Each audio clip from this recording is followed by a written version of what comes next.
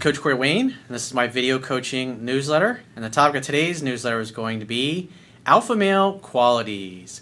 Well, I've got a really great success story that I want to share with you today. And this particular guy found my work after basically everything went to shit in his life. A girl he was dating friend-zoned him and mistreated him. And the company that he was working for, after he worked his ass off and helped him get things set up and running, said, you know, we're letting you go because now you got everything set up and everything's running smoothly. We can hire somebody much cheaper who will just do what we tell them to do, and it'll be great. Thanks, got nothing but love for you. And then they kicked his ass right out the door, basically. And so obviously he's licking his wounds and thinking, what the fuck?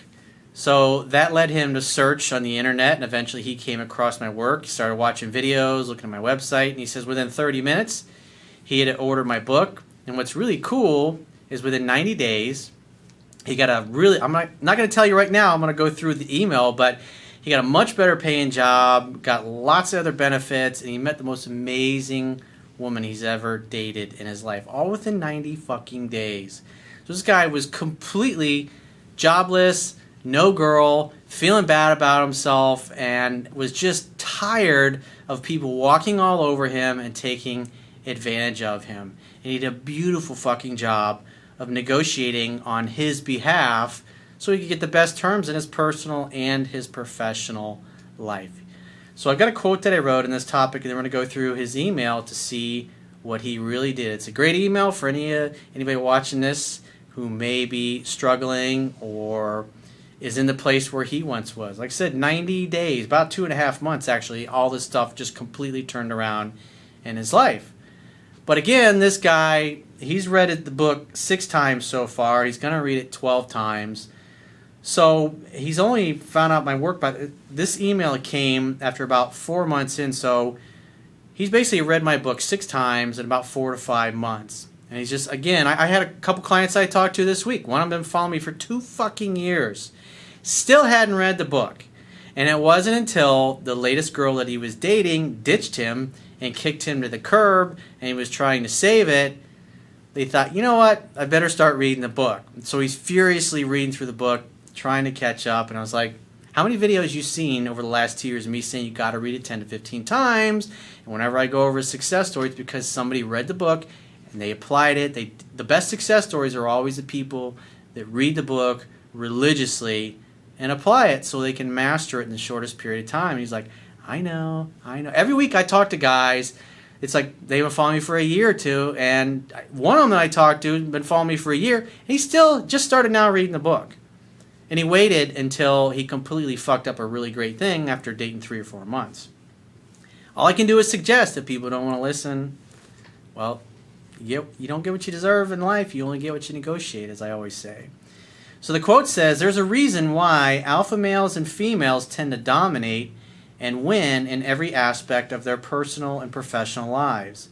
Alphas expect to win eventually, even when things are not going their way. They know their worth, won't tolerate disrespect, and will not allow others to manipulate, demean, or take advantage of them. They will walk away from any personal or professional deal that does not meet their expectations and outcomes. They persist without exception and are relentless in their pursuit of their grandest goals and dreams because they know that you don't get what you deserve in life, only what you negotiate. So let's go through his email and see what he did. He says, hey Corey, I just wanted to say thank you for all your help and guidance via your book, videos, and web content. Well, you're very welcome. I've read your book 6 times, and I will read it 12, but I'm tied up with a great new job. Don't let that become your fucking story, and then a year from now you're going, my relationship went sideways, I stopped reading it. What I see a lot of guys do is they may start reading the book, or they read it once or twice, or they watch a bunch of videos, and they start getting laid and hooking up, and they think, I got it, I don't need this shit, and they stop watching videos, they stop reading the book. 6 months later, a year later, they're going, help me, I need help, I didn't listen to you. Don't be that fucking guy. I watched countless videos and I read various web content to supplement my reading. I was fired from my job in September And there were many red flags going in, but when I was let go, I was told, you got everything up and running, now I can replace you with someone cheaper who'll just take orders. My professional life was in shambles. I was burnt out and mentally beaten down, and once again, I let people take advantage of me because I put them on a pedestal. My personal life, that was worse. Again, I put people on pedestals, I let people take advantage of me, and I didn't even touch a woman for over a year. I put work ahead of everything else, and the one girl I was hanging out with friend-zoned me and didn't treat me well. That's on me, though, because I kept on coming back for more. Well, no one will ever do or say anything to you that you don't invite them to do. And obviously, if you're chasing after somebody who's mistreating you, you're literally begging them to continue mistreating you. When someone doesn't treat you the way you wanted, and you've communicated in a loving way how you want and expect to be treated, and they continue doing it, it's time to pull the plug and say, see you later. Give me a call if you change your mind, or you decide you want to treat me the way I want to be treated, because this is not acceptable. Remember, the strongest negotiating position is being able to walk away and mean it. I knew my current situation was all on me, and I took responsibility. I was looking online to learn more about alpha male qualities, and I came across your work. I ordered your book within 30 minutes and started watching your videos and reading your web content ASAP. I've read various PUA books and watched countless videos. From my personal experience, they made everything complex. What I liked about your work was you put everything into layman's terms. I'm just a blue-collar dude. That's the background I come from. Some people get offended that I have a potty mouth. I got no fucks to give, and I really don't fucking care what they think. If they don't like how I operate, they're welcome to go follow somebody else. There's millions of other YouTube channels out there. To get the ball rolling, I signed up for OkCupid and Match.com accounts, and I started to go on dates after reading your book one time. I used my real-world dates to supplement my readings. I learned right away the value of the takeaway if women were acting flaky, and I learned the value of not showing your hand while dating. I used to wear my heart on my sleeve, and my needy actions repelled women. The reason that works is scarcity creates value. When people take you for granted, you stop moving forward, you stop making an effort, and they start to care.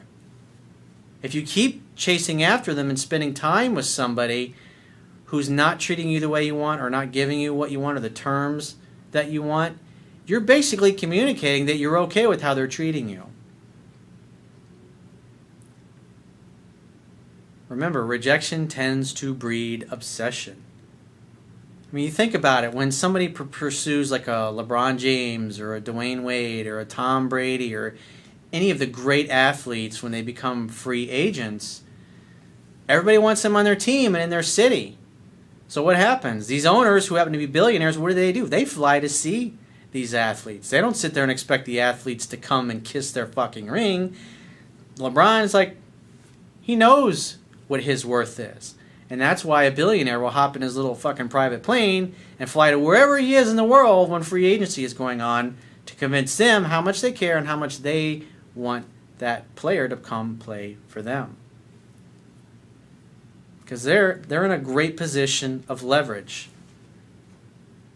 And even if you're not in a great position of leverage, the idea is to give the perception you have lots of options and not lots of choices. When it comes to women, it's not about throwing other women in somebody's face.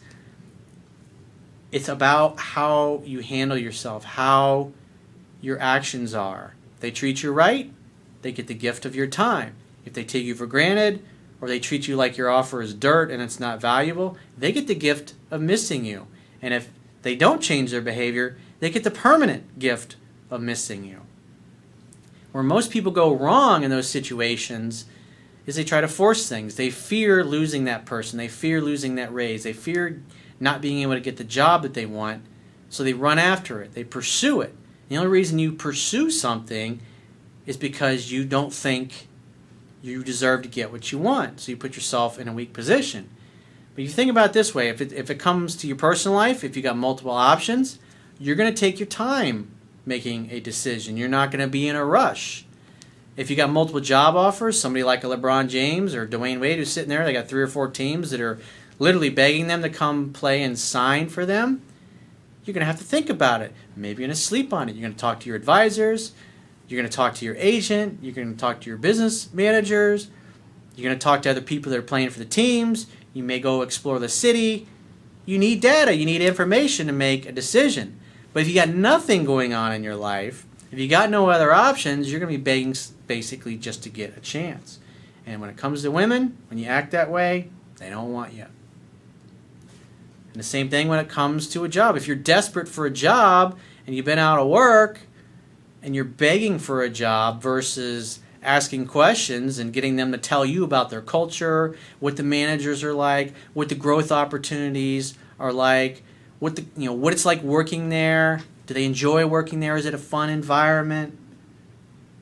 What happens is you flip the script around, and now you got the other people trying to sell you on why you should choose them or choose their company or their offer or their money if you're looking for an equity investor in your company, that kind of thing. After going out on a bunch of dates and getting experience, I was planning to spend my time focusing on meeting women in the real world. I had a game plan thanks to my handy list of qualities that I want in my dream woman and qualities that I can't deal with. Obviously, he probably used this little pad. Remember, this is made by Knock Knock, the pros and cons pad. These are like, I don't know, $5, $10, whatever. You can get them on Amazon.com. It's, like I said, pros and cons.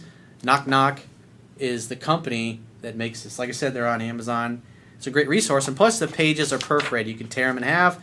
You can tape it to your medicine cabinet. You can tape it to the visor in your car so when you flip it down, the list opens up. Some place where you're going to review it all the time. Great little tool. Tape it to your refrigerator. Have a copy on your bathroom mirror. Have copies throughout your house. Maybe frame a copy of it by your front door so you see it on the way out. You see it on the way in. Remember, whatever you focus on in life was going to tend to expand. You get what you focus on. I learned that the type of woman I'm looking for won't be out at a club late night, but she'll be out maybe between 6 and 10, grabbing dinner and drinks with friends, and then calling it a night because she'll be up early the next day. That is absolutely true. I was about to shut down my online profiles when I came across a very intriguing woman on OkCupid. After exchanging a few messages over the course of 24 hours, I got her number, called her, and we spoke for about 15 minutes, and then set a definite date for the following week. He only spent 15 minutes on the phone with her. 10 to 15 minutes max is all you really need if you follow the instructions that I put in the Ultimate Online Dating Profile. Because you can tell when you're talking to somebody, if there's enthusiasm there, if they're excited to be talking to you, you can hear it in their voice. If it's like twisting their arm to get them to spend time with you, it's like, why would you want to spend any time with that person? Why would you want to sit there and talk face to face with somebody that you can't even carry on a conversation with on the phone? I mean, it makes sense. But a lot of guys, you get like, oh, the pictures look really great. She's really pretty. I like her voice. They'll go out and have a mediocre date, hoping that they can change her mind. When you've dated women that you're in love with and who are in love with you, you're spoiled. And never again are you going to want to hang out with somebody who has mediocre or tepid interest in you. Just like, I don't think so. If you're not excited about me, doesn't matter how excited I was about you initially, I'm going to lose interest. It's going to fucking evaporate like that.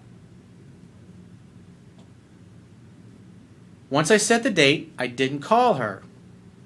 The day up. So this is what happens when a woman really likes you and really wants to see you and is excited about it. The day of the date, she texted me, "Are we still on for tonight?" If you're talking to a woman that has enthusiasm and she's excited and you've set the date properly, like I've talked about in my book, and I did a video, a couple months ago. It was 9, 10, 12 principles of setting a successful or a definite date, something like that. I'll have my assistant put a link in the article. But if you go Corey Wayne, just put like 10 principles or principles of setting definite dates. I did a whole video on that. I replied with, "Of course, I'm a man of my word. Looking forward to seeing you tonight." That's a great fucking response. I later learned that she loved my response. We had a great date, and she broke all of her rules and reached out to me within 48 hours. What did I do when she reached out? I called, I set a definite date, and I got off the phone and I limited my texting to her. The phone is for setting dates, period. Pretty much it was wash, rinse, repeat, until we got serious after the 4th date. She is everything on my list: petite, brunette, sexy, smart, funny, kind, a giver, independent, and most importantly, an excellent communicator. She sounds like an alpha female, a true equal, somebody that comes to the potential new relationship already with plenty of abundance and friends and family and happiness and well-being in her life. She's looking for somebody to share her completeness with instead of looking for somebody to complete her. While our dating was going on, I got a great consulting gig with a startup company looking for marketing help. They wanted to kick the tires on me. They gave me 4 marketing projects, and if I did well on them, they would make me a full-time offer. Thanks to you, I really felt confident and in control. I did so well on my first project that they wanted to make me an offer. It's like I talk about when I was in my early 20s and I got a job working for a general contractor in Fort Lauderdale. And I started out as an unpaid intern working as an estimator, estimating, doing quantity takeoffs, estimating how many cubic yards of concrete, how much structural steel, how much rebar, getting subcontractors to bid on plans and stuff like that. And I only had to work for free. It was like 3-4 weeks. And Hurricane Andrew had hit, so I had all this work. I proved myself to them. Because, I mean, to them, what's the risk? Just some time training me and teaching me. I made shit happen. And they hired me right away. I told them, sure, but I had a few other offers. Remember, scarcity creates value. He says this was total BS, but I wanted them to blow me away with their offer.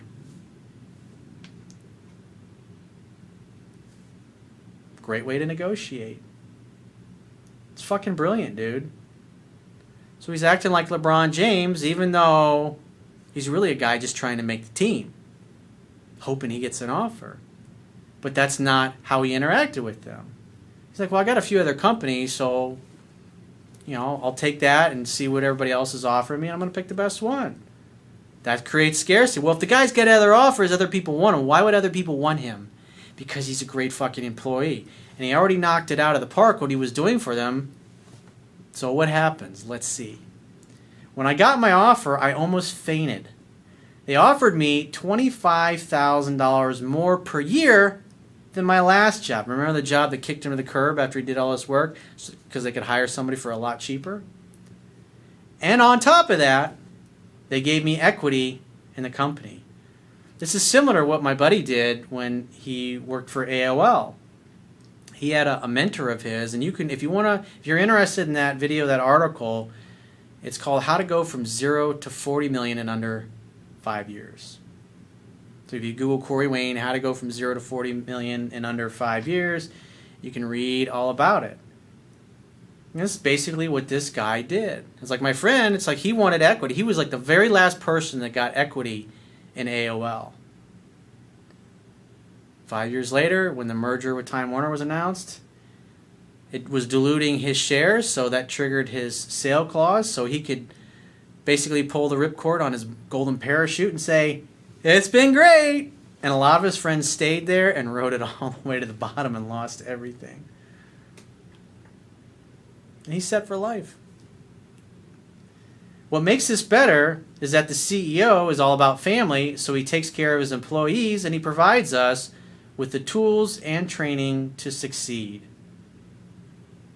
To wrap this up, while reading your book and applying everything, I met my dream woman 1 month in, and I got an awesome job 2.5 months in. Corey, thank you for letting me know that I deserve better. Everything clicked when I read your book and applied it to real world situations. Keep kicking ass. P.S. I've been seeing my girl for 4 months. We're still going strong, and she treats me like gold. Well, dude, that's because you are fucking awesome, and you deserve it. And you took what you learned from me, and you're getting the results. And I say it all the time. If you think I'm a jackass, you can't stand me, if you read my book and you apply the things I teach, you will see that they will work for you. Here's yet another success story with a guy who in a very short period of time already read my book 6 times. And that's why he's getting great results in a very short period of time, because he read it and he was applying it constantly. That's why he got the results. Be that guy. Be that girl that does that. If you're serious about your success, you will put the time in. And if you put the time in, you're going to get the results. So if you'd like to get my help personally, the quickest way is to go to my website, click the products tab at the top of your screen on any page of my website, and just follow the instructions for booking whichever coaching option works best for you. And I will talk to you soon.